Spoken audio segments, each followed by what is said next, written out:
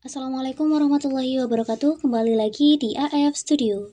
Di video kali ini saya akan memberikan tutorial cara riset setelan pabrik di HP Infinix Hot 70. Sebelum tutorialnya, buat teman-teman yang belum subscribe channel ini, silahkan subscribe terlebih dahulu. Dan jangan lupa like, comment, and share-nya. Tanpa berlama-lama, langsung saja kita ke tutorialnya. Nah, untuk teman-teman yang akan melakukan riset setelan pabrik, di sini kalian pastikan kalian sudah membackup semua data yang ada di HP Infinix Hot 70 ke akun Google Drive kalian. Itu jika kalian tidak ingin kehilangan data-data yang ada, teman-teman. Nah, ketika sudah yakin, kita bisa melakukan reset setelan pabrik dengan masuk ke pengaturan. Kemudian setelah berada di pengaturan, teman-teman bisa scroll ke bawah. Di pilihan paling bawah di sini ada sistem, kita ketuk sistem. Lalu ketuk pilihan atur ulang telepon. Nah, di sini ada 3 opsi, ada atur ulang pengaturan WiFi, kemudian ada atur ulang parameter kalibrasi, dan ada hapus semua data. Kita pilih hapus semua data untuk melakukan reset setelan pabrik, teman-teman. Kemudian tindakan ini akan menghapus semua data dari penyimpanan internal ponsel Anda, termasuk akun Google Anda, data sistem dan aplikasi serta setelan, aplikasi yang di-download, musik, foto, data pengguna lainnya. Nah, ini adalah beberapa akun yang ada di Infinix Hot 70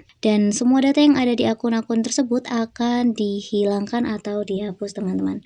Kita ketuk hapus semua data, lalu masukkan kata sandinya di sini, teman-teman. Ini kata sandi dari akun Infinix ID kalian. Checklist dan ketuk berikutnya.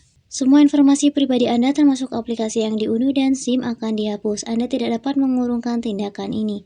Kita pilih hapus semua data. Kita tunggu beberapa saat dia memuat ulang. Nah, jika tampilan di handphone kalian sudah seperti ini, itu artinya kita sudah berhasil melakukan riset setelan pabrik di HP Infinix Hot 70. Sekian video tutorial dari kami, selamat mencoba. Wassalamualaikum warahmatullahi wabarakatuh.